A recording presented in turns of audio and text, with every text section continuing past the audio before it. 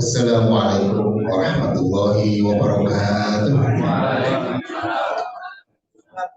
Alhamdulillahirabbil alamin. Alladzi anzala sakinata fi qulubil mu'minin liyazdadu imanan ma'a. Wassalatu wassalamu ala habibina Rasulillah sayyidil mursalin wa ala alihi wa ashabihi ajma'in.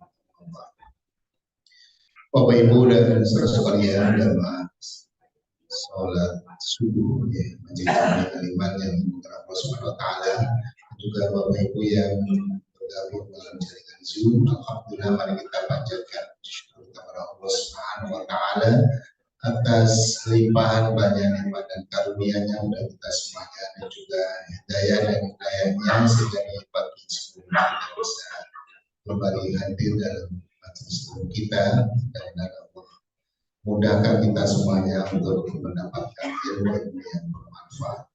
Amin ya rabbal alamin. Baik para jemaah sekalian, mari kita mengawali belajar kita dengan membaca Bismillahirrahmanirrahim.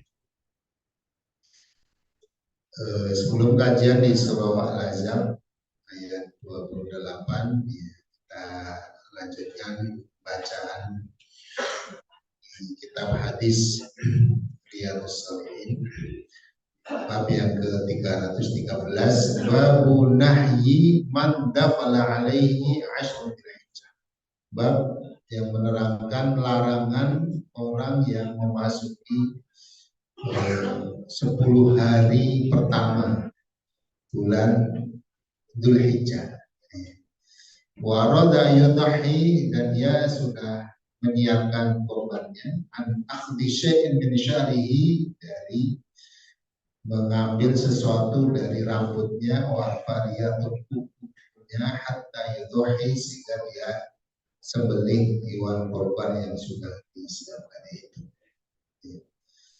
Jadi bagi orang yang sudah siap-siap berkorban, maka memasuki tanggal 1 bulan Dzulhijjah sampai saatnya hewan itu disembelih, baik itu tanggal 10 atau 11 atau 12 atau 13, maka dia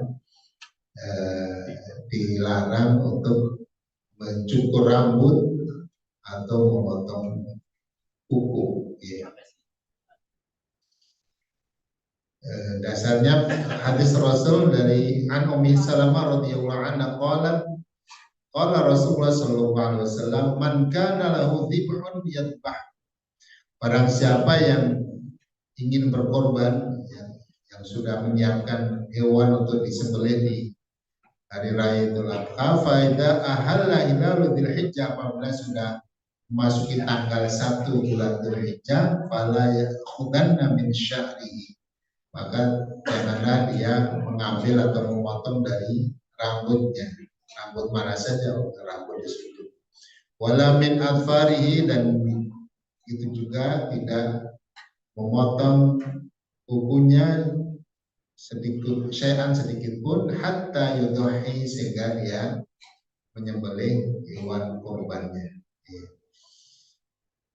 Atau di hadis lain, idza ra'aitum hilala dzulhijjah, apabila kalian melihat hilal atau tanggal 1 bulan Dzulhijjah, wa rada ahadukum ayyudhiya, dan seseorang di antara kalian ingin menyembelih hewan korban, fal yumsik an sya'ri wa adalah dia menahan untuk tidak memotong rambutnya atau kukunya.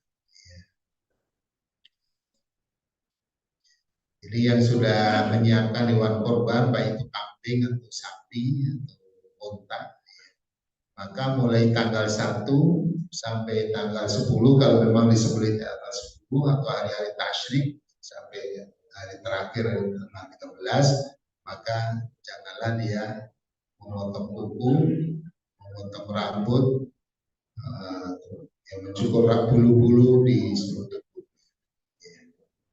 Intinya itu. Kalau yang korban untuk keluarganya, Jadi sebetulnya yang korban itu ya kepala keluarga, tapi menyatakan semua keluarganya. Maka yang menahan diri dari mencukur rambutnya adalah kepalanya saja, ya tidak semua. Karena Nabi pernah berkorban diniatkan untuk seluruh umatnya, tentu tidak semuanya tidak mencukur rambut, ya, hanya beliau saja. Intinya yang langsung yang menyiapkan korban dialah yang hendaknya menahan diri dari mencukur rambut atau memotong kuku. Boleh tanya kan? Iya. Boleh. Boleh. Tanggal 1 sampai tanggal 10 itu kan yang dilarang, kalau yang bukan ya potong rambut dan kuku. Kemudian ada orang ditanya, pada saat di antara tanggal 9 1 sampai 10 tanggal 5 dapat rezeki dadakan dia langsung potong apa mau berkorban ada kan belum, jadi nggak apa-apa. Oh, artinya nggak dari awal dia nyiapin. Ya. Jadi memang dari awal dia tidak niat berkorban, tapi udah ada rezeki mendadak, nomplok kalau tiba-tiba dapat rezeki. Ya sejak ada rezeki dan sampai dia disembelih itu di menahan ini. Tapi sebelum itu kan dia belum niat, belum berencana karena memang belum punya rezeki gitu ya. Jadi yang disampaikan oleh Nabi adalah yang punya sudah memiliki tadi ya. Nah, man kana lahu yang sudah memiliki, sudah berarti sudah menyiapkan ya. Sudah menyiapkan maka dia adalah menahan diri. Tapi kalau dari awal dia memang tidak niat karena belum ada, maka tidak mengapa untuk memotong kuku atau rambut. Berarti mulai menahannya ketika sudah niat, sudah dapat hewannya.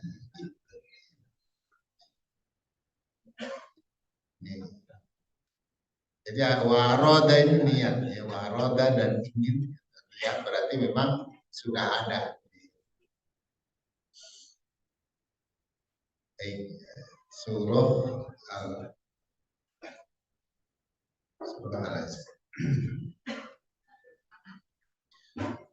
A'udzu billahi minasy syaithanir rajim.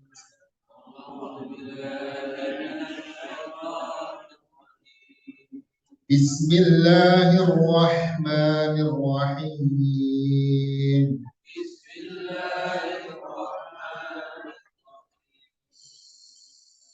Ya ayyuhan nabiyyu qul li azwajika in kuntunna turidnal hayatad dunya wa zinataha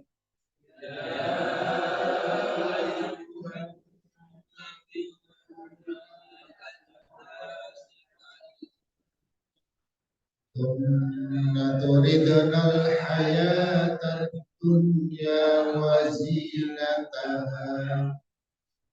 Dari mana? Ya, dari sini aja.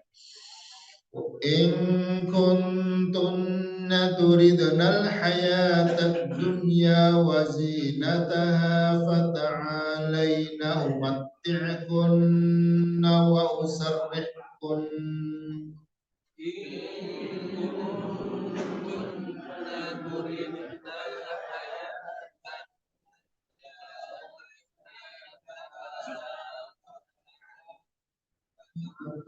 umatti'kunna wa usarrihkun.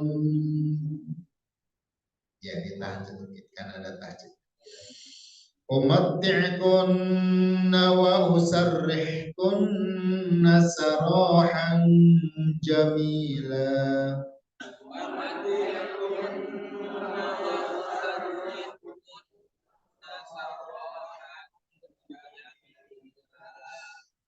Wa in kuntunna turidnal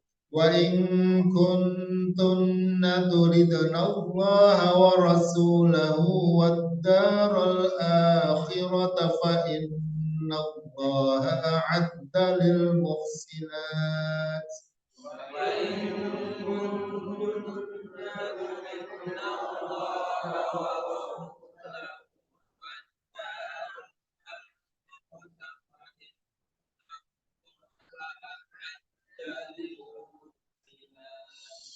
فإن الله أعد للمحسنات منكن أجرا عظيما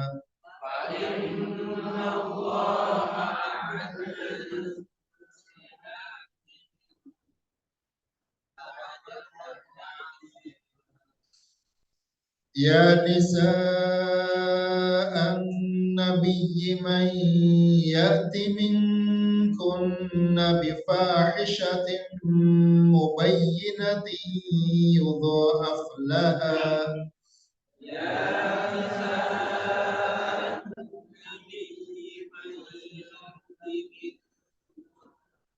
بفاحشة مبينة يضاعف لها العذاب ضعفين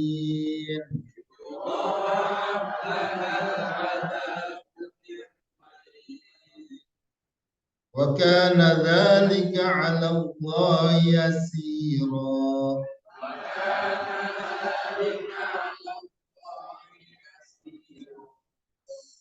ومن يقنت منكن لله ورسوله وتعمل صالحا نؤتها أجرها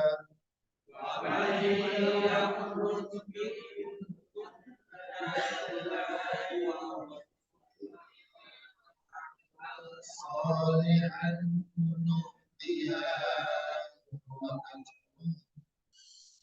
نؤتها أجرها مرتين وأعتدنا لها رزقا كريما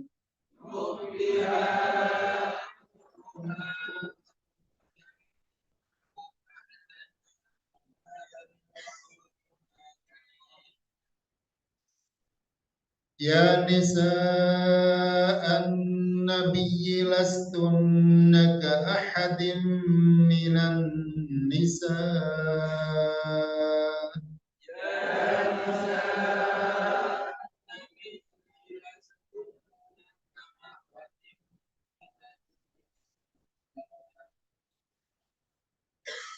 إن اتقيتن فلا تخضعن بالقول فيطمع الذي في قلبه مرض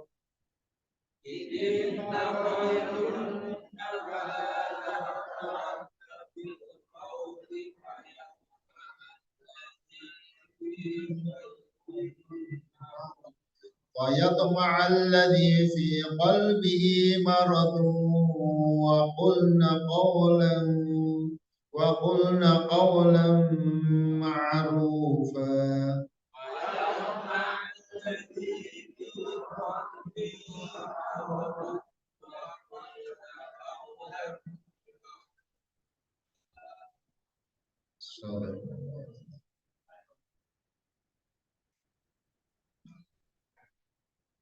Bismillahirrahmanirrahim. Kaitannya dengan ayat-ayat kemarin yang kita bahas.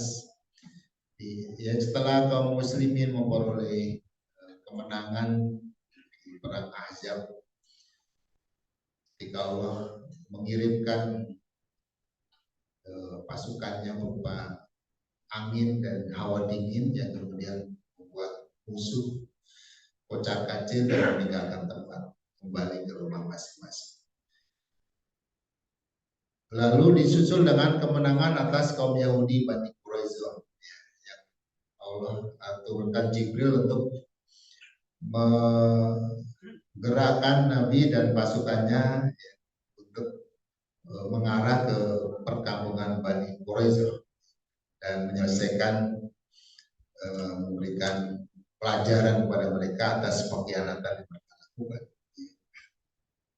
Disitulah kemudian Nabi memerintahkan, janganlah kalian sholat asar kecuali di perkampungan Bani Quraiza. Nah, di situ ada yang sholat waktu asar tiba langsung sholat walaupun belum nyampe, ada yang nggak sholat sampai di tempat perkampungan itu baru sholat. Waktunya udah habis. Ya. Nah, itu diceritakan oleh mereka pada Nabi, gimana ini kami begini-begini. Gitu. Nabi tidak menyalahkan, ya, salah satu dari. Jadi disitulah perbedaan ya, pendapat dimulai. Jadi nabinya masih ada dan ternyata pemahaman terhadap sabda Nabi itu sudah berbeda di kalangan sahabat. Sebagian sholat waktu asar, sebagian tetap lanjut dan sholat di tempat perkampungan Bani Quraiza yang ditunjuk. Yang sholat tepat waktu itu memahami kontekstual ya, secara kontekstual, karena inti dari sabda Nabi itu sebetulnya kita jangan berlambat-lambat ya, agar sampai di perkampungan Bani Quraiza itu masih sore gitu ya. Nah, sementara yang melakukan sholat di perkampungan Bani Quraiza itu memahami secara tekstual ya. Tekstualnya kan jangan sholat kecuali di perkampungan Bani Quraiza. Sehingga itu menunjukkan bahwa berbeda itu boleh gitu ya, nggak apa-apa gitu ya. Yang penting berbeda, tidak pada hal yang prinsip. Kalau sholat subuh beda, ada yang tiga ya. Baik, maka banyak harta rampasan, ya, rampasan perang atau ghanimah yang didapat. Di samping ghanimah dari pasukan Ahzab, karena mereka ya pulang dan tidak sempat membawa segala yang mereka bawa ketika perang. Begitu juga perkampungan Bani Quraiza kan itu penduduknya yang berperang dibunuh, ya itu keputusan dari Sa'ad bin Mu'ad ya, pimpinan suku Aus ya. Jadi Yahudi menyerah ya, menyerah dengan syarat nanti yang memutuskan kesalahan mereka karena berkhianat itu jangan Nabi Muhammad. Kami ingin yang memutuskan nasib kami adalah Sa'ad bin Mu'ad, pimpinan kaum Aus ya, atau suku Aus. Akhirnya diputuskan bahwa semua yang ikut berperang dan bergabung dengan pasukan Ahzab semuanya diputuskan untuk dibunuh. Ya, kemudian sisanya ditawan, ya, menjadi tawanan, menjadi budak. Ya. Dan kemudian berarti perkampungannya menjadi ghanimah, ya, perkampungan dengan segala isinya menjadi ghanimah. Ghanimahnya banyak. Saat itu Allah menetapkan bahwa 1/5 dari ghanimah tersebut adalah milik Allah dan Rasulnya. Ya, sebagaimana ayat wa'alamu annama ghanimtum min syai'in fa anna lillahi khumusahu, khumus 1/5-nya wal rasul dan rasul walidil qurba wal yatama wal masakin wal bisabil, ini cukup besar gitu ya, 1/5. Nah, keadaan tersebut membuat para istri Nabi merasa akan memperoleh tambahan nafkah ya, karena Nabi kan bawa rezeki nih. Wah, ini kita uang belanjanya akan nambah nih gitu ya. Bahkan mereka udah berangan-angan dapat hadiah, dapat diberikan emas apa gitu ya. Ya, selama ini memang belum pernah diberikan. Ya. Bahkan kemudian berani menyampaikannya kepada Nabi, ya Rasulullah, banatu Kisra wa Qaisar fil ulyi wal ula. Mereka anak-anak perempuan Kisra atau Kaisar, itu mereka berkelimang perhiasan dan juga pakaian-pakaian yang mewah. Wal ima wal khol, dan juga mereka mempunyai budak-budak dan pembantu-pembantu yang melayani mereka. Wa nahnu ala mataru minal faqwati, dan kami ini istri engkau ya sebagaimana kau lihat kami dalam kemiskinan dan kehidupan yang sempit ya, yang kekurangan maksudnya.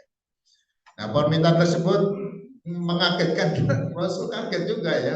Oh, ini ternyata istri Nabi juga begini ya. Ya, mereka minta sesuatu sebagaimana yang juga sebetulnya juga nggak berlebihan, ya. Minta disamakan seperti istri-istri yang lain, nah gitu ya.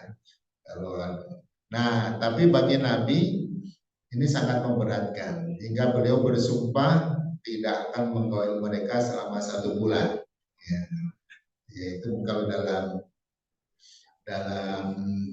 rumah tangga itu bagian dari shock terapi ya. Jadi ada sebelum nanti kalau mau dicerai itu ada di antara tahapannya itu adalah memisah atau hajar namanya, wahjuruhunna. Jadi memisah tempat tidurnya.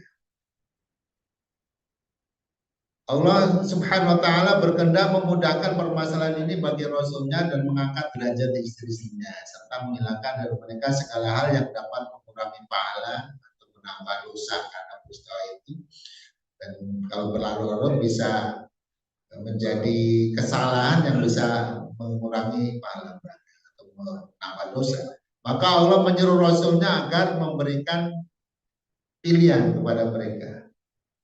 Seraya berfirman, ya ayuhan nabi qul li azwajika wa banatika wa nisa'il mu'minina qul ya ayuhan nabi qul li azwajika in kuntunna turidna al-hayata dunya wa zinataha fata'alaina matti'kunna musarikunna sarahan jamila. Inilah ayat yang mau kita bahas ya. Jadi ayat yang turun petunjuk kepada Nabi untuk menyelesaikan konflik rumah tangga ya, yang disebabkan karena permintaan beberapa istrinya untuk ya, mendapatkan suatu ya, harta benda ya, dan Nabi diperintahkan untuk memberikan opsi kepada istrinya itu, istri-istrinya itu. Ya. Opsinya ada dua, ya. Apakah memang ingin benar untuk bermewah-mewah seperti istri yang lain atau tetap sabar bersama Nabi. Nah, kita baca apa yang mereka pilih. Ya ayol Nabi, wahai Nabi, kul katakanlah li azwajika kepada istri-istrimu itu. Istri-istrinya banyak. Ada berapa itu? Ada 9, ada ya waktu itu 9, tapi sudah ada yang meninggal. Siti Khadijah sudah meninggal.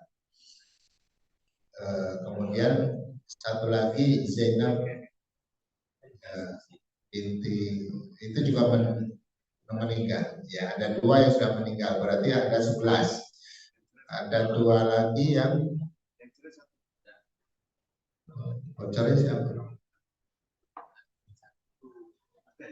Ada yang meninggal. Yang 2 itu ya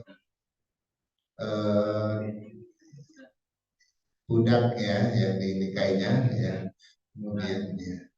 Jadi mungkin totalnya 13. In kuntunna, jika adalah kalian turidnal hayatad dunya, kalian menginginkan al hayatad dunya, kehidupan dunia, kemewahan dunia, ya perhiasan, kekayaan, pembantu ya dan lain-lainnya.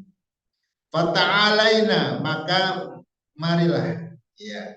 Boleh ya. Boleh kalau memang itu yang kalian inginkan, ayo sini ya. Umat kunna, aku akan berikan mut'ah kepada kalian. Mut'ah ya, artinya pemberian untuk mengiringi perpisahan.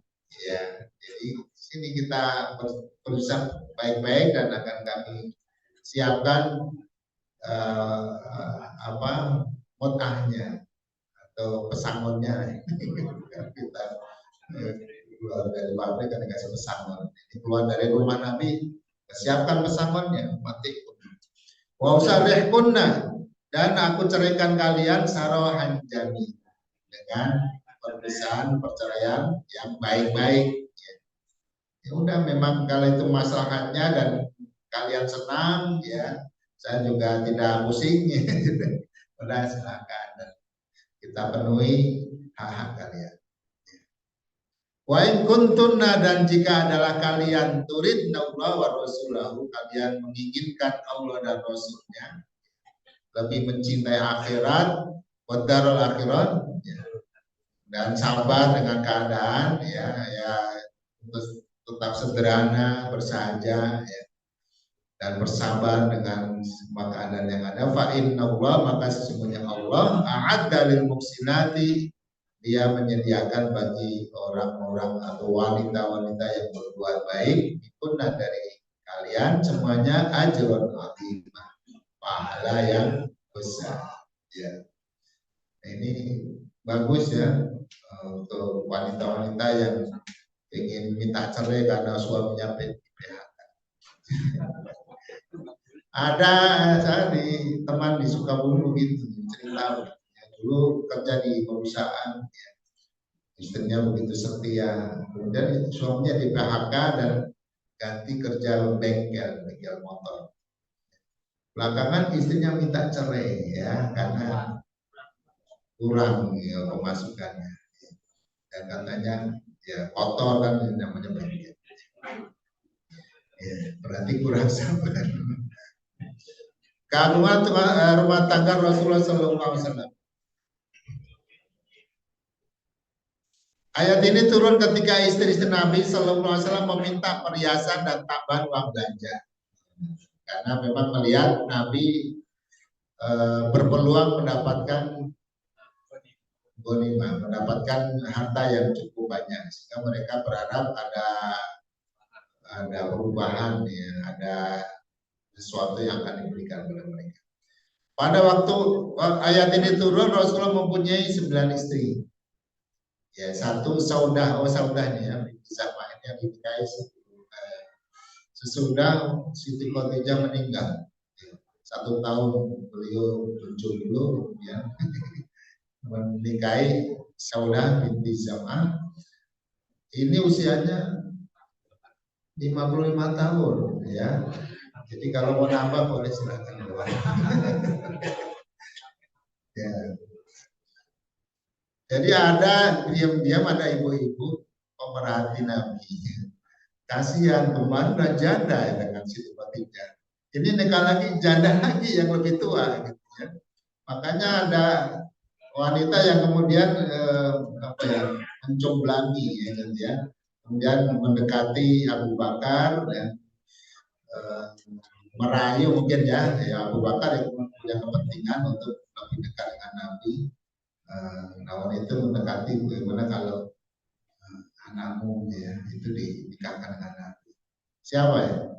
Siti Aisyah, ya. Maka kemudian Siti Aisyah masih kecil itu kemudian ya dinikahkan dengan Nabi, ya. Tapi ya sekedar nikah, ya, nama masalah anak kecil ya belum bisa diapa-apain, ya. Ya udah, akhirnya Nabi nikah dengan Saudah binti Zam'ah, yang usianya 54 tahun. Kemudian nikah dengan Hafsah di Madinah tahun ketiga Hijrah, ya, karena suaminya meninggal, ya, di perang Uhud, ya. Dan nikah dengan Ummu Salamah di tahun 4, nikah dengan Zainab binti Jahsh. Ini istrinya, enggak, kan ada lagi, ada Zainabnya yang lain. Zainab binti Jahsh itu istrinya Zaid bin Harithah, ya, anak angkatnya Nabi, ya. Kemudian istrinya dicerai oleh Zaid dan dinikahi oleh Nabi. Kemudian Juwairiyah binti Al-Haris di tahun 6 Hijriah. Kemudian Ummu Habibah binti Abu Sufyan, ya. Binti Abu Sufyan tahun 7 Hijriah. Kemudian Sofia, nah ini yang bukan dari Quraisy, ini dari Yahudi. Ini tawanan perang Khaybar, ya. kemudian dimerdekakan oleh Nabi dan dinikahi. Kemudian Maimunah binti Haris tahun 7 Hijriah juga. Ini dari mana nih? Dari ya. Jadi ada yang dari Polres Mekah, ada yang ada Maria Kiptia, itu yang dari Mesir ya. Itu yang dua lagi itu Maria Kiptia. Intinya semuanya itu 13. Asbabun nuzul surat Al-Ahzab ayat 28 ini. Diriwayatkan oleh Imam Muslim, Ahmad dan An-Nasai dari Abu Zubair yang bersumber dari Jabir bahwa Abu Bakar meminta izin untuk berbicara kepada Rasul Sallallahu Alaihi Wasallam karena mendengar polemik ya yang sedang terjadi di rumah Nabi ya. Maka Abu Bakar sebagai orang tua dari anaknya yang sedang ya terlibat dalam permasalahan datang ke rumah Nabi dan ingin ngobrol dengan Nabi ya. Akan tetapi beliau tidak mengizinkan. Beliau masih mungkin agak ya suntuk gitu ya. Kemudian demikian juga Umar yang merasa anaknya juga ada di situ dan dia ingin ya ngobrol dengan besannya itu Nabi. Umar pun tidak diizinkan untuk menemui. Namun tidak lama kemudian keduanya diizinkan masuk. Di saat Rasulullah waktu itu sedang tegang ya, duduk di dalam ruangan, di sekitarnya istrinya pada duduk, tapi Rasul diem, semuanya dalam keadaan tegang.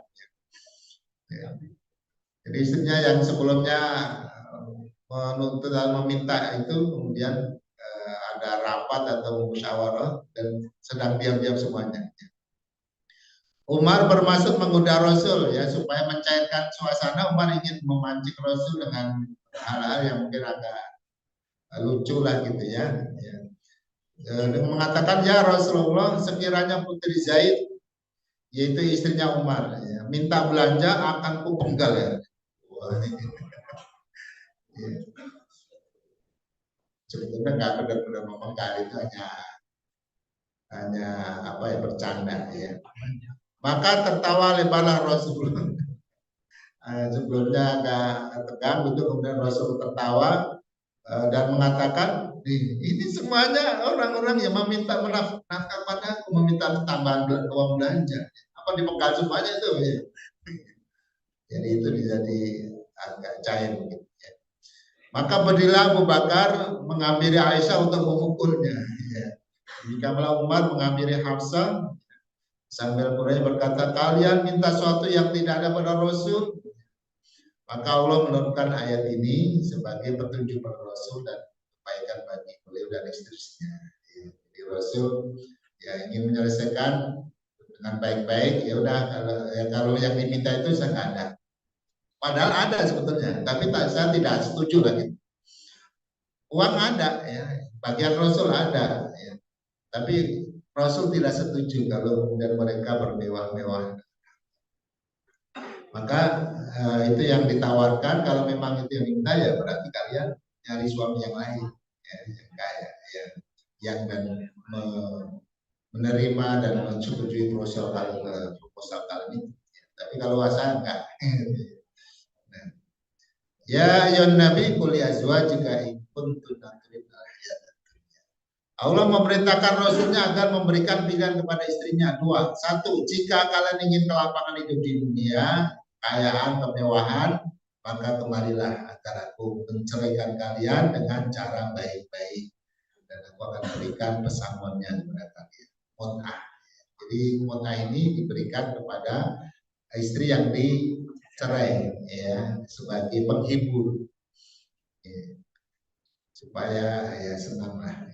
Jika kalian menginginkan keridhaan Allah dan Rasulnya dan dapat meraih surga dan kehidupan akhirat, maka sesungguhnya Allah telah menyiapkan pahala yang berlipat ganda di surga bagi orang-orang yang berbuat baik. Kalau kalian sabar dan kalian tetap dalam kedudukan ini, karena kedudukan sebagai istri Nabi ini kedudukan yang mulia, ya, melebihi kedudukan istri-istri orang lain, ya. termasuk istri kita. Ya. Istri Nabi ini spesial, ya. Tentu karena suaminya Nabi, ya. Dan memang mereka dimuliakan oleh. Pertanyaan Nabi Shallallahu Alaihi Wasallam pertama kali disampaikan kepada Aisyah. Aisyah panggil, Masya mana nih? Kamu mau pilih apa? Silakan, ya. Tentang pilihannya dan menyuruhnya bermusyawarah lebih dahulu dengan bapak ibunya. Ya, nggak usah diputuskan langsung, tapi udah diskusikan dulu dengan ayah dan ibu. Aisyah menjawab, apa yang mesti kupilih? Maka Rasulullah membaca ayat ini, ya, Qul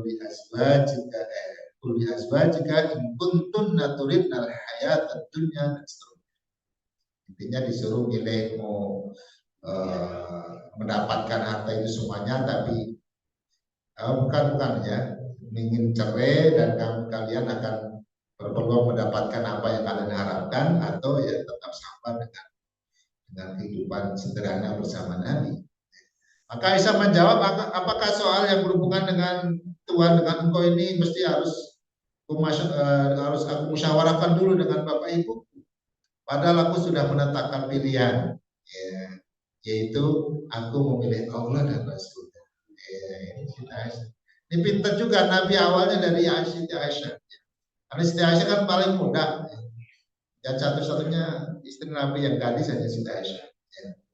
Jadi kalau dia jawabannya udah begitu, pasti yang lain nggak mungkin memilih yang lainnya.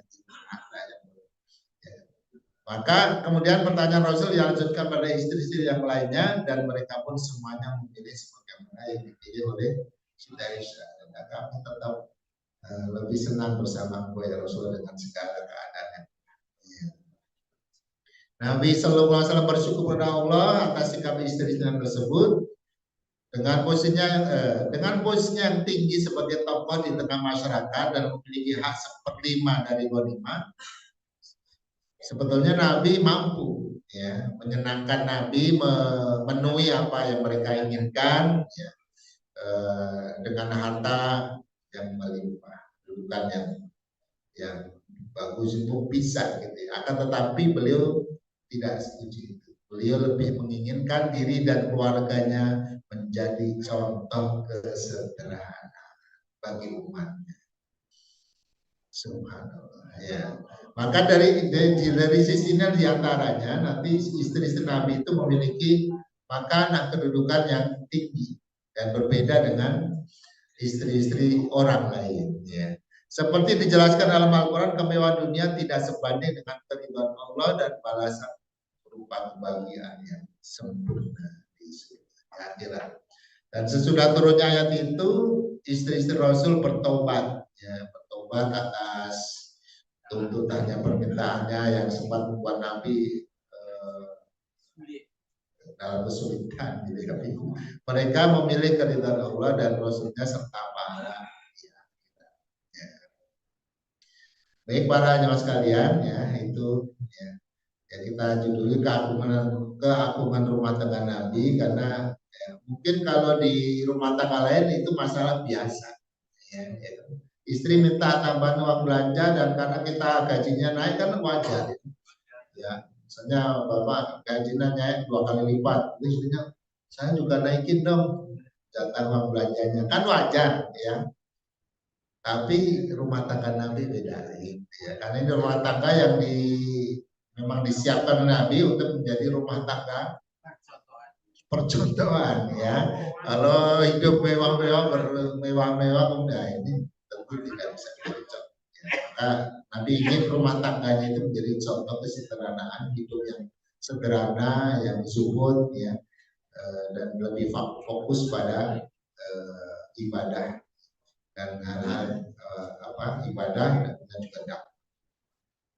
Baik, terkait dengan ini, ya, dengan pencerai, ya, kita sedikit tambahkan fikihnya. Ya, ini bukan berarti panduan untuk dipraktekkan nanti, ya, setelah ini membuktikan. Jadi artinya kalau suatu saat, karena perceraian itu sendiri sebetulnya dibolehkan sebagai solusi terakhir setelah melalui tahapan-tahapan. Pertama, adabnya tolak dijatuhkan demi kemaslahatan, ya, kedua belah pihak, baik suami maupun istri, yaitu jalan yang terbaik sebagaimana tadi ditawar oleh Nabi. Kalau memang cerai itu yang kalian inginkan dan itu yang terbaik, ya udah kita bercerai dengan cara baik-baik, ya. Menjatuhkan talak didasari karena takut tidak dapat menegakkan aturan-aturan Allah. Jadi kalau dipertahankan justru akan banyak dosa dan banyak mudorot, banyak kezoliman, ya, baik dari suami maupun istri. Ya. Ada dulu wanita yang minta cerai, ya, karena takut tidak bisa, ya, takut kufur dalam iman itu. Waktu itu khawatir tidak bisa melayani suaminya, gitu. Ya, tidak bisa melayani suaminya itulah yang dimaksud dengan takut tidak dapat menegakkan aturan Allah, karena aturannya seorang istri itu melayani suami, ya, tapi dia tidak bisa, hanya mungkin tidak cinta atau tidak ada, akhirnya minta cerai. Talak dijatuhkan setelah dijalani tahapan-tahapan penyelesaian masalah sesuai petunjuk Al-Quran. Pertama nasihat, ya. Yang kedua hajar, hajar itu yang tadi dipisah, artinya tidak dipergauli sekian lama sampai kapok lah gitu, ya, sampai sadar dan dia kemudian mau memperbaiki, ya. Dihajar, bukan dihajar, ya. Hajar itu tidak ditemani, hanya pisah ranjang lah gitu, ya. Jangan-jangan kalau suaminya nggak kuat, ya. Ya, dia hajarnya ini sebagai pendidikan, ya. Nah, kalau itu juga nggak mempan, itu boleh dipukul, 4.000. Tapi pukulan yang tidak membahayakan, ya. Pukul sampai luka-luka, berdarah-darah, tidak boleh, ya. Dan biasanya pukulan itu tanda memang tanda kemarahan yang sangat tinggi, sehingga istri mungkin lebih berpikir, ya, terkait dengan sikapnya atau perbuatannya. Kemudian hakam ini mendatangkan pihak kedua belah pihak, suami dan istri. Ya, hanya ini kondisi keluarga yang sudah hampir ambruk, ya, maka dihadirkan kedua belah pihak dari ayahnya suami dan juga ayahnya istri. Ini keluarganya mau dilanjutkan atau tidak, intinya, Bu. Ya. Kalau lanjutkan, ya harus semuanya berjanji untuk berubah dan memperbaiki diri masing-masing. Kalau enggak, ya udah selesai kita. Kalau memang keduanya sepakat, jadi itu bagian dari tahapan menjelang perceraian, yaitu tahapan kelima, ya, terakhir, itu talak. Ya, kalau talak itu sebenarnya harus dilakukan dengan baik-baik dan dalam rangka untuk mencari kemaslahatan yang terbanyak, ya, di antara dua belah. Menjatuhkan talak dengan baik-baik, tidak kasar dan emosional. Kemudian menjatuhkan talak pada waktu suci istrinya, ya, sebelum dicampuri. Jangan malamnya dicampuri, paginya ditalak. Itu bukan masalah itu sebetulnya. Masalahnya kalau dia sedang nanti khawatirnya itu, ya, khawatirnya dia dicerai, dia hamil. Jadi di masa suci dia head, jadi talak itu sudah direncanakan, namun juga sebuah langkah-langkah solusi. Jadi tidak marah langsung cerai, nggak begitu. Jadi ditunggu di masa haid, kemudian mulai masa suci sampai tidak digauli, sampai kemudian talak itu dijatuhkan. Sehingga dipastikan istri itu kosong, ya, rahimnya tidak ada benih dari suaminya. Jangan sampai dicerai membawa benih suaminya, akhirnya anaknya dibahas. Jadi lagi anaknya. Ya, kalau istrinya hamil bisa jadi, ya, dia tetap cerai, tapi dia idahnya lama, ya sampai anak itu lahir kan 9 bulan lama. Ya makanya itu tadi. Ya. Tapi berjatuh, tetap itu dilarang tapi jatuh. Ya, seperti ini ya, menceraikan istrinya ketika sedang haid, ya jatuh, ya jatuh talaknya. Tapi itu tidak hanya talak yang tidak nyunah, ya. Jadi yang tidak sesuai dengan petunjuk. Ya. Maka adabnya talaklah istrimu itu ketika dia sedang suci dan belum digauli. Mentalaknya dengan talak 1, tidak boleh menjatuhkan talak 3 sekaligus.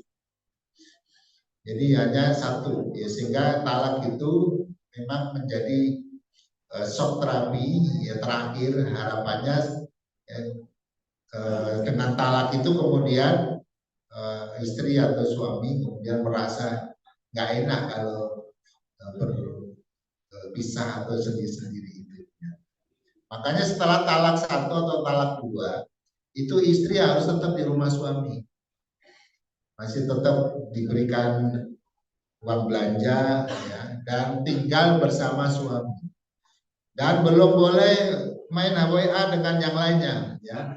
Dia masih harus menjadi kayak istri juga, cuman statusnya udah talak ya, nggak boleh ya. Tapi kalau nanti malam-malam kemudian ketemu lagi karena istrinya yang nggak kuat atau suaminya nggak kuat, nah itu jadi lucu namanya ya. Nah itu harapannya begitu, Allah ingin mensiasati begitu supaya rujuk lagi, jangan pulang dulu, jangan pulangkan saja, tetap aja di sini, tetap di rumah sampai masa idahnya habis. Berapa bulan? 3 bulan atau 3 kali suci. Ya. Dari dijatuhkan itu sampai 3 bulan. Baru pulangkan saja dengan cara baik-baik, karena diambilnya dengan baik. Pulangkan, jangan pulang sudah. Jadi dipulangkan, dibawa dengan baik-baik ya.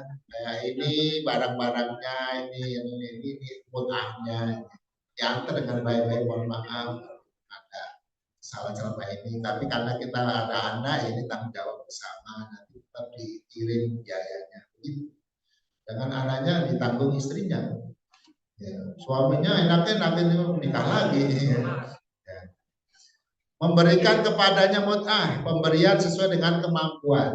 Ya, mut'ah ini memang sebesar kemampuan yang dia mampu. Tidak membuka aib istri setelah bercerai.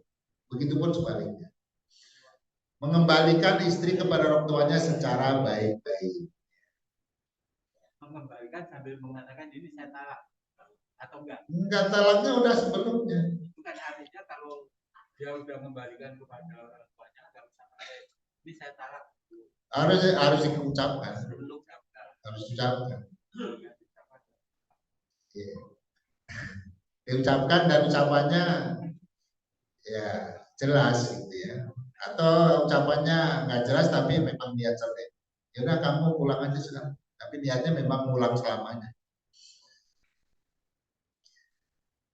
Nah, mut'ah adalah suatu atau uang atau barang, bisa uang, bisa barang, bisa rumah, mobil, ya, emas, yang diberikan suami kepada istri yang diceraikannya sebagai penghibur atau kenang-kenangan yang diberikan suami sesuai dengan kemampuannya.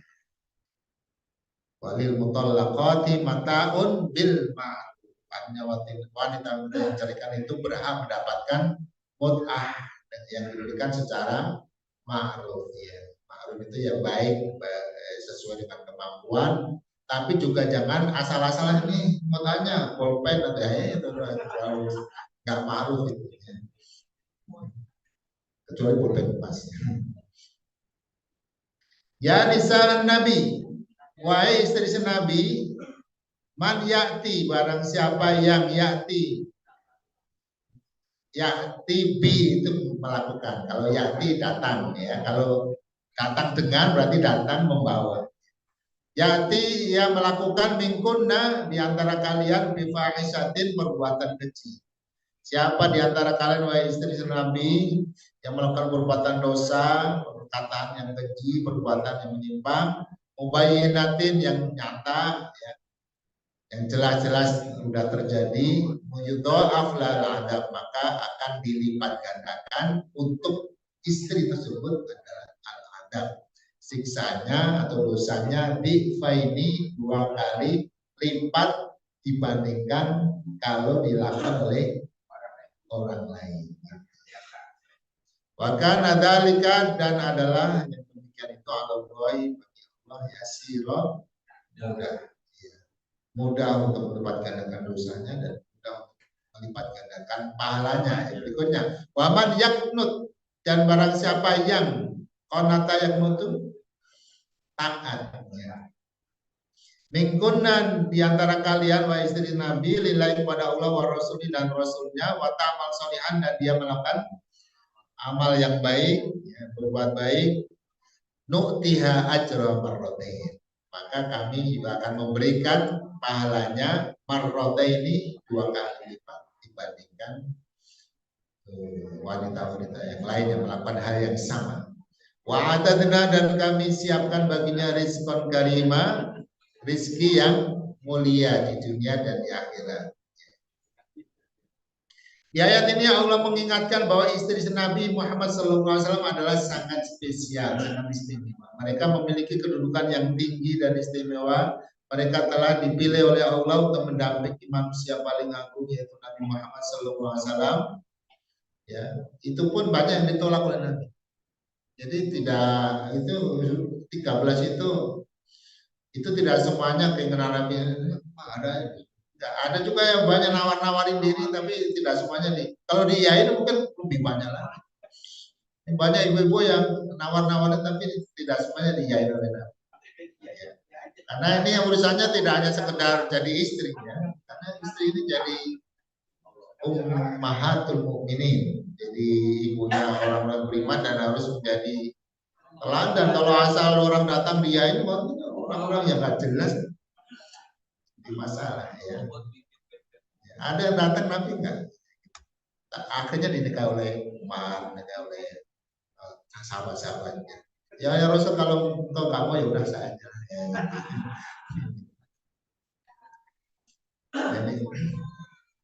Jadi berbahagia, ya, wanita-wanita itu yang diiyain oleh Nabi, diterima sebagai istri Nabi, karena itu adalah kedudukan yang sangat agung. Allah pilih mereka menjadi ummahatul mukminin, ibunda dari orang mukmin, dan menjadi contoh teladan bagi mereka. Karena itu untuk melindungi kehormatan mereka dan kehormatan suami mereka, menjaga citra sebagai pimpinan umat, maka Allah memperingatkan istri Nabi tersebut agar selalu menjaga diri, ya, dari hal-hal yang bisa menjatuhkan martabat diri mereka dan juga diri suami mereka, Rasulullah Sallallahu Alaihi Wasallam. Dan untuk itulah Allah berlakukan perlakuan khusus terhadap mereka. Apa itu? Ya, pahalanya 24, supaya ada kekuatan spirit yang tinggi untuk berbuat baik, berakhlak baik, dan juga berhati-hati terhadap dosanya di kandang. Jika di antara mereka melakukan perbuatan keji, berkata kotor, berzina dan sebagainya, maka dosa dan azabnya tidaklah seperti dosa dan azab orang-orang biasa pada umumnya, tapi berlipat ganda. Yudha'af lahal adzabu dhifain. Begitupun sebaliknya, siapapun di antara mereka yang taat kepada Allah dan Rasulnya serta mengerjakan amal soleh, maka ia diberi pahala juga berlipat ganda, 2 kali lipat sebagai penghargaan mereka. Selain pahala yang berlipat ganda, Allah juga memberikan rezeki yang mulia di dunia dan di akhirat. Di dunia mereka menjadi pusat perhatian seluruh perempuan, dikenang sepanjang masa, ya. Kita pun mengenal mereka walaupun sudah berabad-abad, dan memandang mereka dengan penuh penghormatan. Dan di akhirat mereka akan ditempatkan pada derajat yang tinggi, ya, bersama suaminya. Ya nisa Nabi, wahai istri-istri Nabi, Lastunna, tidaklah kalian, lastunna itu laisa dan antum. Tidaklah kalian ka'ahadin seperti seseorang minan nisa'i dari para wanita yang lain. Kalian beda. Kalian itu istrinya Nabi. Jadi harus sadar itu istri Nabi. Kalau sekarang istri Ustadz itu beda dengan istri orang biasa. Jadi jangan istri Ustadz tapi itu mengganggu ya kelancaran dakwah suaminya. Jadi kalau istri orang biasa nggak dilihat, kalau istrinya Ustadz, istri Ustadz kok begitu. Ya. Apalagi Nabi. Ya. Ini tabaituna, jika kalian bertakwa, fala takhdha'na. Maka janganlah kalian menunduk atau merendahkan ya bil qauli dengan ucapan ya. Maksudnya apa ya? Fala takhdha'na itu melebay-lebaykan gitu ya.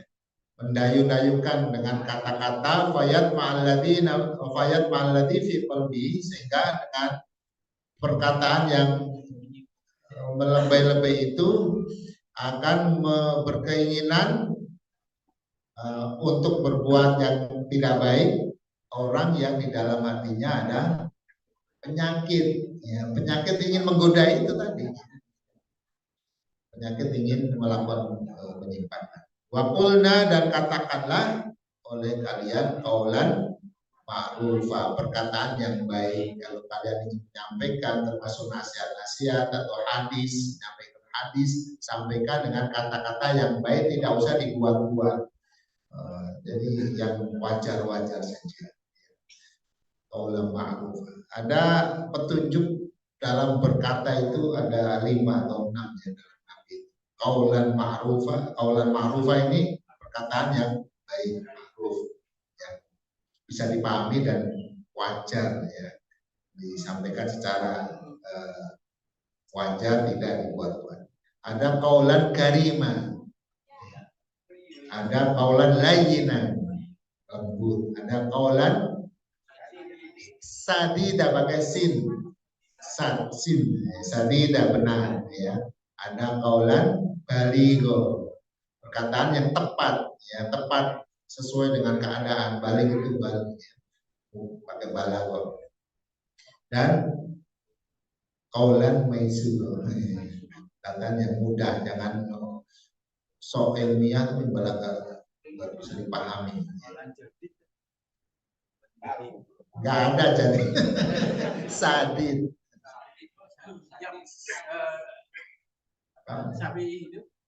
Oh, qaul jadid itu pendapat ya. Qaul qadim, qaul jadid itu bukan di Al-Qur'an, itu qaulnya Imam Syafi'i, pendapatnya dari yang dibaca ya.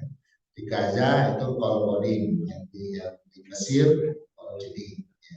Jadi ada pendapatnya berubah karena masyarakatnya berubah, itu pendapatnya. Keutamaan para istri Rasul ya. Di ayat ini secara khusus Allah mengajarkan adab kepada istri Nabi Muhammad SAW yang sekaligus menunjukkan kemuliaan yang dimiliki oleh mereka. Allah berfirman, ya nisa Nabi lastun ka'ahadin minan nisa, kalian tidak sama seperti perempuan yang lain. Kalian wahai istri Nabi tidak seperti wanita lain di dunia ini. Ya. Pertama, kalian adalah para istri Nabi, para istri Nabi Muhammad SAW, para pendampingnya di dunia dan di akhirat. Kalian itu istri Nabi, bukan istri orang biasa. Kalian adalah ummahatul mukminin. Kalian adalah ibunda orang-orang yang beriman. Ya. Kalian adalah wanita-wanita yang dimuliakan ya, dengan kelebihan tadi. Kalian adalah representasi nilai-nilai Al-Quran, nilai-nilai Islam dan sunnah-sunnah Rasulullah. Jadi bagaimana penerapannya khususnya di kalangan wanita itu ya kalian, modelnya itu kalian. Kalau kalian nggak memodelkan diri, oh suaminya mengajarkan begini, oh istrinya begitu, itu kontraproduktif nanti. Pahala kalian dilipat gandakan dibandingkan perempuan yang lain. Kalian adalah panutan dan teladan dalam kebaikan bagi seluruh perempuan mukmin. Karena itu jagalah citra kalian. Karena begitulah ya kalau dibahasakan kita. Tampilkanlah keteladanan yang terbaik dalam ibadah dan akhlak. Ya. Kalian harus menjaga kehormatan kalian lebih dari usaha perempuan lain dalam menjaga kehormatan mereka. Ya. Karena kalian menjadi contoh yang dilihat banyak orang. Kalau orang lain salah sedikit, bahkan sebanyak nggak dilihat. Kalau sedikit saja kalian salah, panjang urusannya. Ya. Ada orang-orang yang baik di negeri ini juga itu kalau salah dikit, wow, goreng dengan sama ini ya. Padahal yang lain salahnya sambar-sambar ya. Nah itu tandanya baik ya. Ada orang baik itu dimusuhi oleh orang-orang yang jahat. Janganlah kalian menggenitkan atau mendayu-dayukan suara dalam berbicara. Sehingga bangkit nafsu orang yang ada penyakit dalam hatinya. Dan ucapkanlah perkataan yang baik dengan cara yang wajar. Jangan didayu-dayukan. Jangan jangan perempuan nggak usah didayu-dayukan, sudah mendayu. Apalagi dibuat. Iya. Itu bisa bahaya gitu ya. Ya. Kalau perlu dibesar-besar ya. Biar orang itu tidak ya terganggu. Ya, jadi dari sini para jemaah sekalian ini bisa diambil kesimpulan bahwa sesungguhnya suara wanita itu enggak aurat kecuali kalau mendayu-dayu itu baru. Mana hadisnya? Ya itu yang didayu-dayukan ya orang. Para sahabat dengarkan bertanya kepada istri Nabi, dijawab. Kalau suaranya aurat kan nggak boleh didengar. Mereka bertanya, walaupun di balik hijab ya kan. Nabi menyampaikan hadis ya. Anak Aisyah taruh dia kan menyampaikan Aisyah. Ya. Berarti Aisyah ngomong kan keluar kata-kata. Kalau aurat kan nggak boleh didengar. Berarti kata-kata itu tidak aurat kecuali kalau itu dia. Jadi justru hadis ini atau kisah ini menunjukkan ini. Di dalam masalah ini para ulama mengambil faedah bahwasanya suara wanita bukanlah aurat jika tidak diucapkan dengan mendayu-dayu. Maksudnya mendayu-dayu tahu ya? Menyek apa ya? Ya, pokoknya merayu-rayu ya. Namun jika sengaja diucapkan dengan mendayu-dayu, melebay-lebay gitu ya, maka itu termasuk aurat. Ya. Ada perkataan mulai setelah Nabi berwafat bahwa wanita istri Nabi tidak perlu pakai jilbab karena sudah tidak ada aurat lagi. Oh iya, karena juga udah tua-tua ya. Iya. Tapi istimewa Aisyah tetap menutup ya. Jadi karena mereka kayak menjadi mahram ya, karena memang tidak boleh dinikahi ya, oleh siapapun ya setelah meninggalnya Nabi. Seluruh istri Nabi haram dinikahi oleh siapa. Itu kayak mahram gitu. Adapun suara yang diucapkan dengan wajar maka bukan termasuk aurat. Ini saya ambilkan dari kitab Al-Fiqhul Islami wa Adillatuhu karya Wahbah Az-Zuhairi ya. Sautul mar'ati indal jumhur laisa bi'aurat. Suara perempuan menurut sebagian besar ulama tidaklah termasuk aurat. Li'anna sahabata kanu yastami'una ila nisa'in nabi.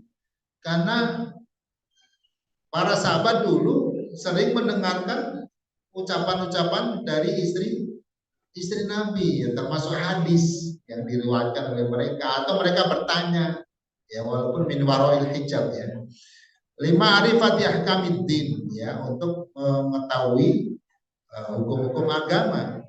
Lakin akan tetapi yahrumu haram sima'u sautiha, mendengarkan suaranya bitadrib wa tanqim. Nah, ini yang tadi melabel walau bitilawatil Quran, walaupun itu baca Al-Quran. Kalau mendayu-dayu yang membuat laki-laki terganggu perasaannya, itu nggak boleh ya. Bisa babi khaufil fitnah, karena khawatir itu menjadi pemantik terjadinya fitnah, hanya masalah yang mengganggu laki-laki yang mendengarnya. Karena laki-laki ini ringkih ya kalau berhadapan dengan perempuan-perempuan yang menarik itu kata. Jadi belum lihat dari suaranya itu sudah mengganggu hati. Ya. Dulu saya kuliah nggak pernah ketemu perempuan. Kadang-kadang ke perpustakaan lihat sepatu perempuan itu udah deg-degan. Baru lihat sepatunya. Sepatunya beda. Ya. Kuliahnya nggak ketemu, teman di perpus ketemu. Itu udah deg-degan sekali. Wa ibaratul Hanafiyah ar-raji' anna sautul mar'a laisa bi'aurat. Menurut Abu Hanifah, dia kata-katanya adalah bahwa yang kuat bahwa suara perempuan adalah tidaklah kecuali yang tadi begini.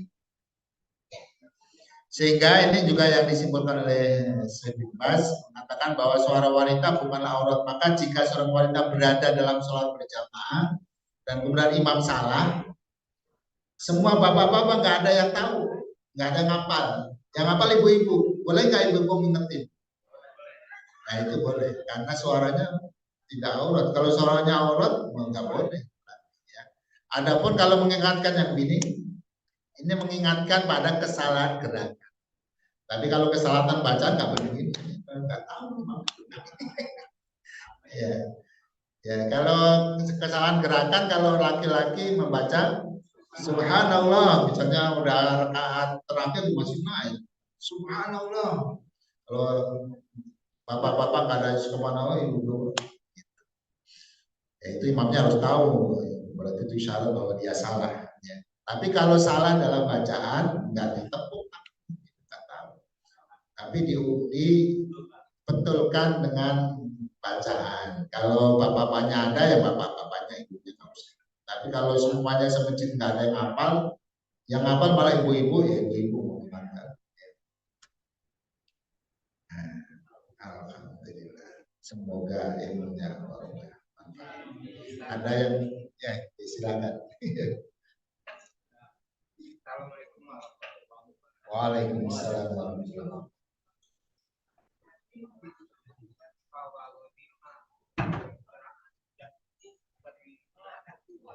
Rasulnya dan untuk kepentingan fakir miskin.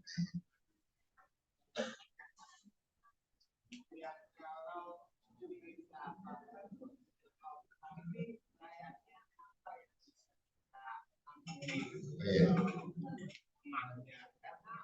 Allah ya. Untuk Allah itu untuk kepentingan Allah ya. Jadi itu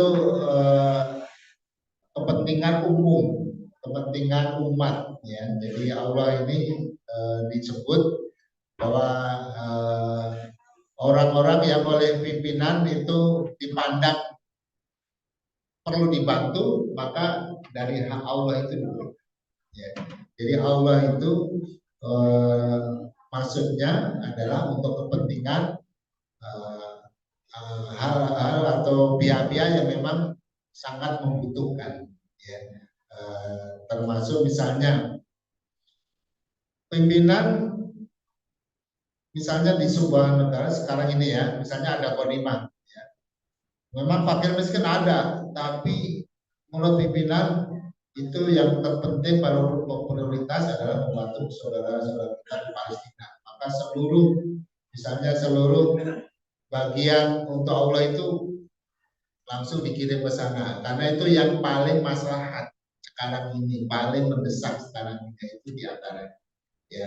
Jadi apa yang terbaik dan paling mendesak, yang paling utama untuk dijalankan, itulah yang harus dijalankan. melainkan menurut keputusan pimpinan negara atau pimpinan masyarakat. Jadi kalau memang itu untuk Allah, untuk orang-orang miskin ya, atau untuk nabi, untuk orang miskin, untuk apa ya. Tapi sekarang sedang misalnya terjadi gempa di mana ya suatu daerah, walaupun di sekitar Sydney di negara itu ada banyak juga fakir miskin yang harus dibantu, tapi di daerah itu ada gempa yang prioritas untuk didahulukan bantuan itu ke sana. Akhirnya menurut musyawarah mereka harus diutamakan. Jadi semua kebaikan-kebaikan yang diutamakan ya itu masuk kategori untuk Allah, karena Allah tentu ya nggak butuh harta ya, tapi kepentingannya untuk memakmurkan, untuk menyejahterakan hamba-hambanya, makmurnya, menjaga keselamatan mereka, itulah kepentingan Allah. Ya. Dalam prakteknya konima dari azab ini kalau untuk nabi kan enggak jadi digunakan sebagai apa waktu? Ya.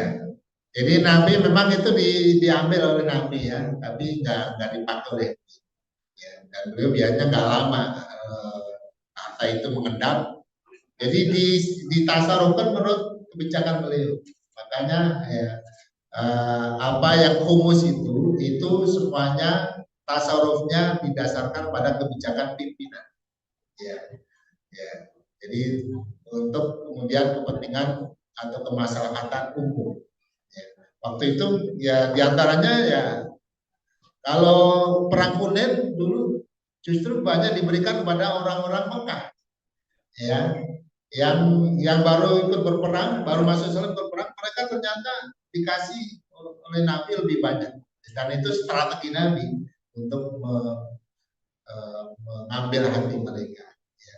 Jadi apa yang paling maslahat menurut pimpinan, itulah bagian dari 1/5 itu. Ya, memang ada untuk pimpinan itu sendiri, untuk ya mungkin kalau sekarang untuk pemerintahan, untuk kekokohan ya pemerintahan, untuk menambah persenjataan misalnya ya, dan lain sebagainya, itu bisa masuk dari anggaran 1/5 itu.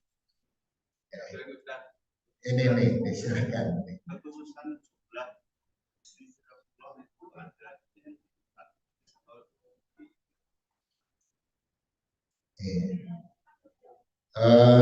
Saya belum tahu apa secara kuliah ya, baik di Al-Quran dan di hadis ya.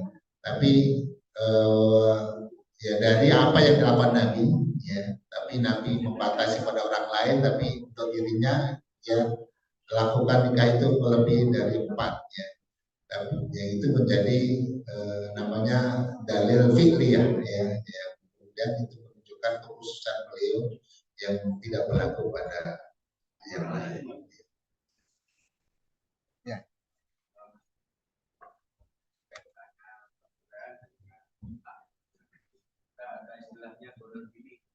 Kalau gini,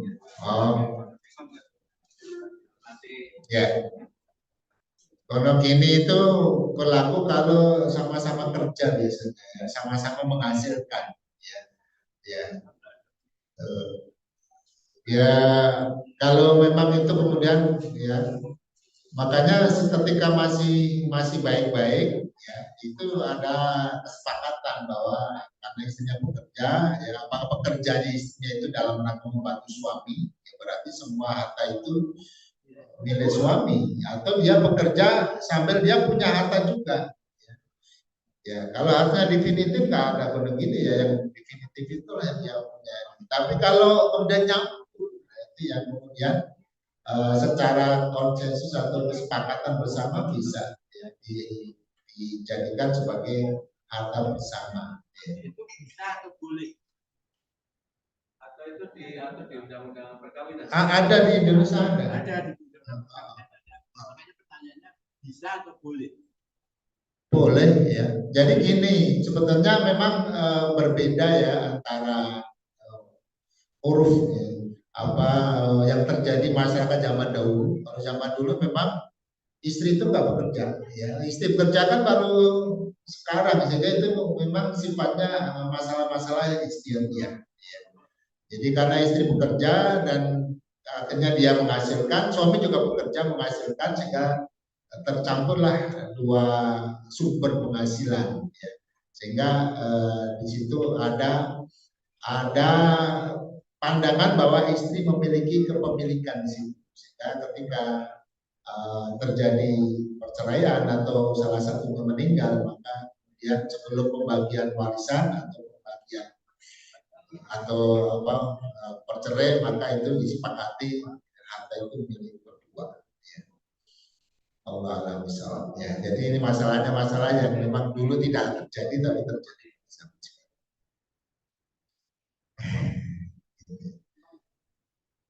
Ya, mumpung belum bercerai, sebaiknya tidak bercerai atau belum meninggal salah satunya, ya, maka itu sebaiknya disepakati ya, harta itu sebetulnya milik siapa ya, supaya nanti ketika salah satunya meninggal juga pembagiannya lebih jelas dan menghindari konflik. Karena ada yang merasa justru yang bekerja istri, suami nggak kerja, akhirnya setelah suami meninggal merasa semua hartanya malah milik istri. Jadi saudara-saudaranya nggak boleh mengambil. Dia nggak merasa itu semuanya milik dia. Ya. Nah, ini itu jadi masalah gitu ya. Oke, baik, sudah semakin siang dan kita akhiri saja kajian kita dengan baca hamdan. Alhamdulillahirobbilalamin. Subhanallah wa bihamdihi asyhadu an la ilaha illallah. Assalamualaikum warahmatullahi wabarakatuh.